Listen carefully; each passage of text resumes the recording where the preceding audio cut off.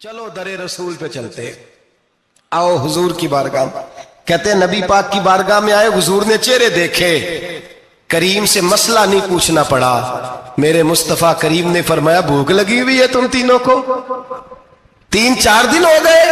اللہ کے رسول نے فرمایا مجھے پورا ہفتہ ہو گیا ہے۔ سبب کچھ اور ہے جس کو تو خود سمجھتا ہے۔ زوال بندہ مومن کا بے زری سے نہیں، بھوک نقصان کا وجہ نہیں بنی، وجہ کوئی اور بنی ہے۔ رشوتیں جو بازار گرم ہوئے ہیں لوٹ مار کے، یہ روٹی کے لیے نہیں، یہ زیادہ کھانے کے لیے، یہ بینک بیلنس کے لیے گرم ہے۔ یہ لوٹ مار کا مقصد کوٹھیاں بنانا ہے، روٹی کا تو رب کریم کا وعدہ ہے۔ جو روز روتا ہے شام کو کہ میرا کاروبار کوئی نہیں، اصل میں کہتا ہے بنگلہ کوئی نہیں، اصل میں کہتا ہے کار کوئی نہیں، پجارو کوئی نہیں، روٹی تو اللہ عطا فرماتا ہے، اس کا وعدہ ہے۔ فرمایا حضور نے 3 دن بیت گئے، چلو۔ میرا بے تکلف صحابی ہے ابو الحسن انصاری، وہ بڑے نصیب والے ہوتے ہیں جن کو میرے نبی پاک خود کہتے تھے کہ تیری فلانی ذمہ داری ہے۔ اس زمانے کا تو کسی کو کہہ دیا جائے یہ تیری ذمہ داری ہے تو کہتا ہے یہ تو پھٹیکے ڈالنے لگ گیا ہے، یہاں سے تو چھٹی کر جانی چاہیے۔ خوش ہوتے تھے صحابہ کہ ہماری ذمہ داری لگی۔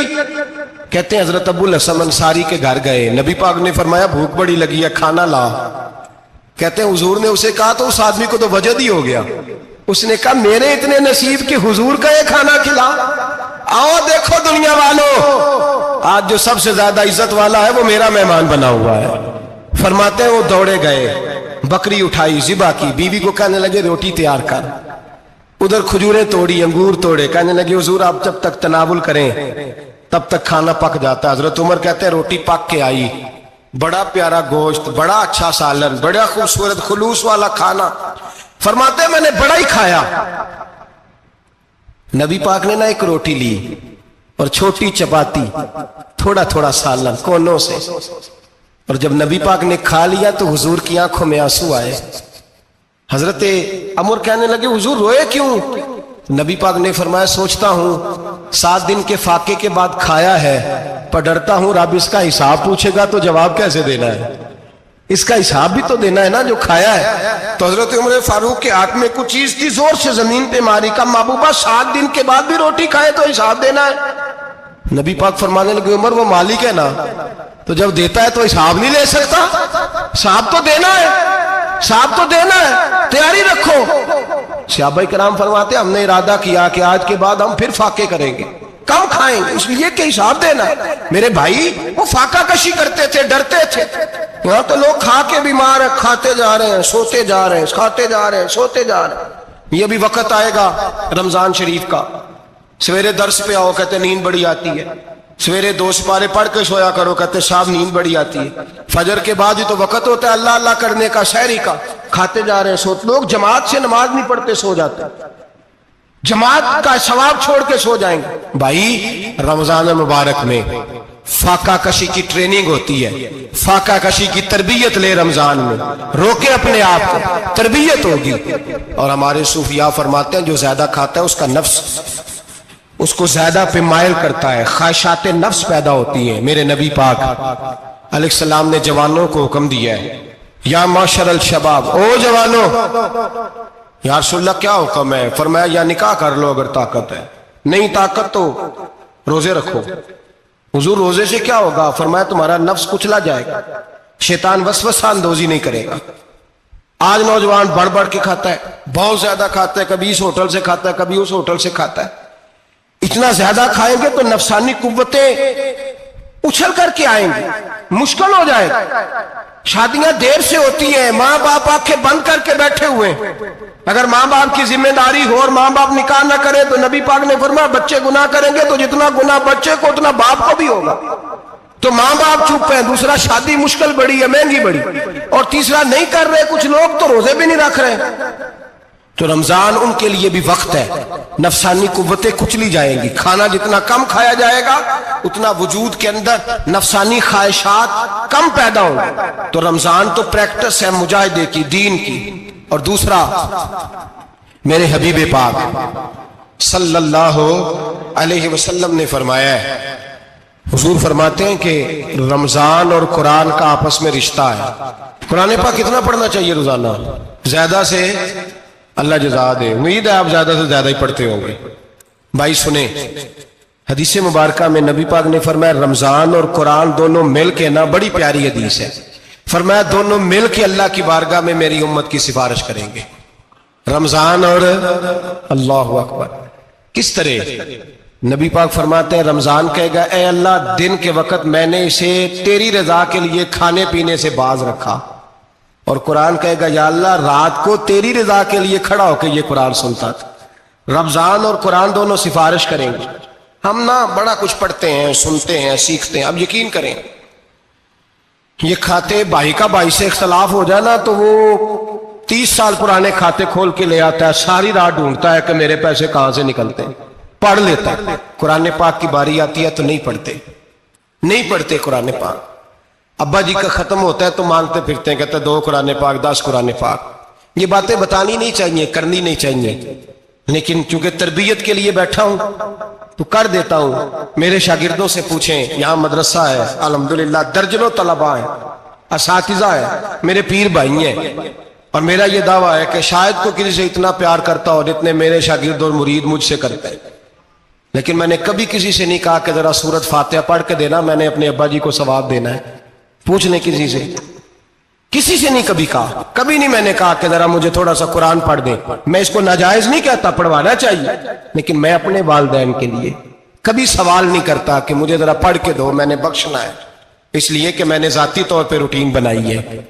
मैं समझता हूं कि कायनात के अंदर मेरे ऊपर जिन लोगों ने एहसान किए उनमें सबसे ज्यादा हिस्सा मेरे माँ बाप का है। मैं समझता हूं इस बात। कितना नालायक हूं मैं कि मैं 1 महीने में एक कुरान पाक भी पढ़ के उनकी रूह को एहसास नहीं कर सकता। मेरा ये तरीका है जाती, मैं कदगन नहीं लगाता, मेरा जाती तरीका ये, अलहम्द से शुरू करो और 2 सूरतें छोड़ के कुरान पाक खत्म कर दो आखिरी, और फिर फलक और नास सूरतें साथ ले जाओ। यहां बैठ के साले सवाब नहीं करना, खत्म नहीं दिलाना, साथ ले जाओ, कब्र पे खड़े हो जाओ और फलक और नास सूरतें कब्र पे बैठ के तिलावत करो, और जो कुरान मजीद पढ़ा है उनकी रूह को वहां इसाल करो। ओ भाई, औलाद जब माँ बाप के लिए पढ़ती है तो उसे कहना नहीं पड़ता अल्लाह बख्श दे, इसलिए कि औलाद की नेकियां खुद ब खुद माँ बाप के खाते में जमा होती हैं, खुद नेकियां जमा होती हैं।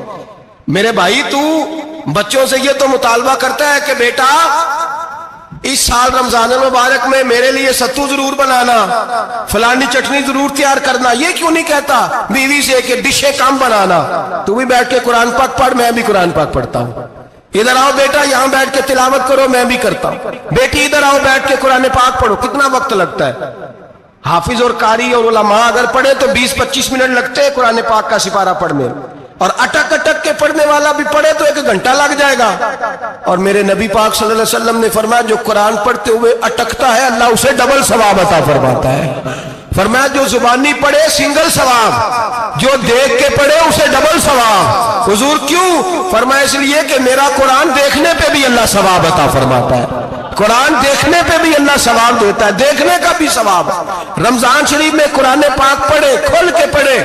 और मेरे भाई, अगर तेरा बच्चा पढ़े, अगर तेरी बेटी पढ़े, कायनात का खुशनसीब बाप वो है कि बेटा कुरान पढ़े, चाहे नाजरा ही पढ़े, जिसकी बेटी पढ़े। जिंदगी में इन्हें इस काम पे लगा जाओ, मरने के बाद भी पढ़ेंगे। इमाम जलालुद्दीन सुयूती शाफई रहमतुल्लाह अलैह फरमाते, हजरत ईसा कब्र के पास से गुजरे, कब्र पे अजाब हो रहा था, अल्लाह का गजब बरस रहा था। जनाब ईसा इस्तिगफार पढ़ते डरते गुजर गए। थोड़ी देर के बाद, चंद घंटों के बाद गुजरे तो उसी कब्र पे फूल खिले हुए थे, रहमत बरस रही थी। हजरत ईसा अलैहिस्सलाम अर्ज करने लगे, मौला तू बेनियाज है, मेरी ताकत नहीं तेरे कामों में बोलने की, पर अभी तो यहाँ अजाब हो रहा था, अभी रहमत बरस रही है। जनाब ईसा कहते हैं आवाज़े खुदाबंदी आई, ईसा बंदा बड़ा गुनाहगार था, पापी था, मुजरम था, खताकार था, लेकिन जब इसका इंतकाल हुआ, इसकी बीवी हामला थी, उसके पेट में बच्चा था, बच्चा इसके इंतकाल के बाद पैदा हुआ। आज वो 4-4.5 साल का हुआ है, मकतब में गया है, मदरसा में गया है, उस्ताद ने बिस्मिल्लाह शरीफ पढ़ाई है। फरमाया उसने तोतली जुबान से कहा है बिस्मिल्लाहिर्रहमानिर्रहीम का, ऐसा मुझे बतला इस जमीन पर वो मासूम जिसे अभी रहमान और रहीम कहना नहीं आता, वो तोतली जुबान से मुझे रहमान और रहीम कहे और मैं उसी जमीन पे उसके बाप को अजाब दूं। فرمایا اس نے ایک بار رحمان اور رحیم کہا ہے، میں نے اس کی باپ کی قبر کو نور سے معمور فرما دیا ہے، نور سے بھر دی ہے قبر، برکت سے بھر دی ہے۔ اللہ کرے میرے بیٹے بھی قرآن پڑھے، اللہ کرے میری بیٹیاں بھی قرآن پڑھے، اللہ کرے ہم سب کی اولادیں قرآن پاک پڑھے۔ دیکھیں نا امام اعظم ابو حنیفہ رمضان میں 61 قرآن پاک پڑھتے تھے۔ کتنے؟ 60 ایک، اللہ اکبر۔ ایک قرآن پاک دن میں پڑھتے پورا، ایک رات کو پڑھتے، ایک تراویح میں پڑھتے۔ 61 قرآن پاک امام صاحب پڑھتے۔ آپ فرماتے میں نے چھوڑ دیے ہیں سارے وظیفے، میں صرف رسول اللہ کا قرآن پڑھتا ہوں۔ رمضان سارا قرآن پاک، سارا رمضان۔ اب تو عادت ہی نہیں رہی ہمیں قرآن پاک۔ اگر لوگ ناراض نہ ہو تو محفل نعت ہوتی ہے تو تلاوتیں کتنی ہوتی ہیں، اور نعتیں ہم نے ذوق ہی نہیں بنایا، ذوق ہی نہیں بنایا ہم نے تلاوت قرآن کا۔ اس لیے کہ قراء علماء فقراء ان کو ہم تیار ہی نہیں کر رہے، ہم تو ایکٹر پال رہے ہیں جو پیسے لیتے ہیں نعت خوانی کے، معاذ اللہ۔ او میرے بھائی، کیا قرآن میرے نبی کی نعت نہیں؟ حضرت عائشہ صدیقہ رضی اللہ تعالیٰ عنہ کے پاس صحابہ گئے، کہنے لگے اماں جی ہمیں نبی پاک کا اخلاق بتلائیں۔ تو اماں جی کہنے لگی جاؤ جا کے قرآن پاک پڑھو، قال خلقہ القرآن، سارا قرآن میرے نبی کے اخلاق کا انعام ہے۔ یہ ساری نعت ہے، یہ ساری نعت ہے۔ اس نعت کو سننے لوگ کیوں نہیں آتے؟ اتنا رش میں اپنے نعت میں اتنا تراویح پہ کیوں نہیں ہوتا؟ اور ملت کا جوان یاد رکھے، بوڑھے تراویح پڑھتے ہیں، ضعیف تراویح پڑھتے ہیں، گھٹنوں میں درد ہے تراویح پڑھتے ہیں، بیمار بوڑھے تراویح پڑھتے ہیں، جوان وہاں چوک میں کھڑے۔ کیا جوانی اس لیے ہے چوکوں میں کھڑا ہوا جائے؟ کیا جوانی اس لیے ہے کہ سعودی عرب جانے کے لیے پاسپورٹ بنانا ہو تو 2.5 گھنٹے کھڑا رہے تو؟ شناختی کارڈ کے دفتر تو کھڑا رہے، پروٹیکٹر کے لیے کھڑا رہے، کافروں کے سامنے کاسا لیسی کرنے کے لیے تو کھڑا رہے، تو نوکری پہ جائے تو ساری رات کھڑا رہے، اور تو قرآن کے لیے کھڑا نہیں ہوتا؟ میرے محبوب نے فرمایا من قام ایمانا واحتسابا غفر له ما تقدم من ذنبه۔ فرمایا جو رمضان المبارک میں اللہ کی رضا کے لیے گناہوں کی معافی کے ارادے سے قیام کرے گا، راتوں کو عبادت کرے گا، اللہ اس کے پچھلے سارے گناہ معاف فرما دے گا۔ نوجوان ارادہ کریں، پروگرام بنائیں کہ انشاءاللہ قرآن پڑھنا بھی ہے، قرآن پڑھوانا بھی ہے، سننا بھی ہے، اور انشاءاللہ بولیے سننا بھی ہے اور پڑھنا بھی ہے اور پڑھانا بھی۔ ہمت کریں، دلیری کریں، آکے کھڑے تو ہو، اللہ توفیق عطا کرے گا۔ پہلی بات یہ کہ روزہ رکھیں، دوسری بات یہ کہ قرآن پاک کی تلاوت کریں، اور روزہ رکھیں تو روزے کے سارے حسن سمیت اسے رکھیں۔ نبی پاک نے فرمایا رمضان غمخاری کا مہینہ ہے، غمخاری کریں۔ ہمارے زمانے میں 2 قسم کی تکلیفیں ہیں۔ ایک تو غریب آدمی، اس کا حال یہ ہے کہ وہ مانگتے ہی گزارا کرنا چاہتا ہے، اس نے ہاتھ یوں کر لیا ہے تو اب اس کا یوں ہونے کو تیار نہیں۔ ضرورت اگر کسی آدمی کو کسی دروازے پہ لے جاتی ہے تو برا نہیں، لیکن سوال کا اپنے اوپر دروازہ کھول لینا یہ ٹھیک نہیں۔ فاقہ کشی پیدا کریں، حوصلہ پیدا کریں، تھوڑے پہ گزارا کرنا سیکھیں۔ غریبوں کو بھی اجازت نہیں کہ وہ نکل کھڑے ہوں میدان میں مانگنے کے لیے۔ ٹولیاں نکلتی ہیں رمضان میں، جتھے نکلتے ہیں خیرات کٹھی کرنے والے۔ بچیں، میرے نبی پاک صلی اللہ علیہ وسلم نے فرمایا جس نے بغیر ضرورت کے سوال کیا، جب قیامت کے دن آئے گا تو اس کے چہرے کے اوپر گوشت نہیں ہوگا، صرف ڈھانچہ ہی ہوگا۔ اتنی بھیانک صورت میں آئے، بغیر اشد ضرورت کے سوال نہ کر، کبھی سوال نہ کر۔ اور امیروں سے گزارش ہے کہ رمضان ہمدردی کا مہینہ ہے، ہمدردی کریں تو سامنے والے کی عزت کا بھی خیال کریں۔ یہ بات درست ہے کہ غریب سیاڑا نہیں ہوتا، اس لیے کہ جس کی جیب میں پیسے نہیں ہوتے بھائی اسے عقل بھی نہیں ہوتی، جس کے گھر کار نہیں ہوتی اسے چلانے کا طریقہ، جس کے گھر اوون نہیں ہوتا اسے چلانے کا طریقہ بھی نہیں آتا، جس کے گھر میں چیزیں ہوتی ہیں اسے چلانا بھی آ جاتا ہے، جدے گھر دانے اودے کملے بھی اس کے سیانے ہو جاتے ہیں۔ تو چودھری صاحب، سیٹھ صاحب، نواب صاحب آٹا تقسیم کرتے ہیں، کھڑے ہو کے فوٹو کھچاتے ہیں، فیس بک پہ دیتے ہیں، اور ایک آٹے کا تھیلا اور 10 اخباروں میں فوٹو۔